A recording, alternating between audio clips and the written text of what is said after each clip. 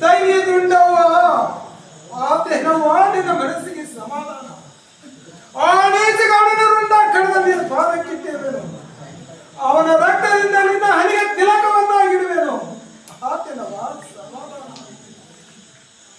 ರುಂಡ್ಯ ನರ್ಸ್ಯ ಗೊಬ್ಬರಿ, ಇನ್ನು ಮುಂದೆ ನಾವೆಲ್ಲರೂ ಗುಂಪು ಗುಂಪಾಗಿ ಸೊಕ್ಕಿನ ಸಿರಿವಂತರ ಸಂಪತ್ತನ್ನು ಲೂಟಿ ಮಾಡುತ್ತಾ ಅದನ್ನೆಲ್ಲ ಬಡಬಗ್ಗರಿಗೆ ಹಂಚುತ್ತಾ ಆ ಆರು ಪಿರಂಗಿ ಬಂಡಿಗಳನ್ನು ನಮ್ಮ ದೇಶ ಬಿಟ್ಟು ಓಡಿಸುವ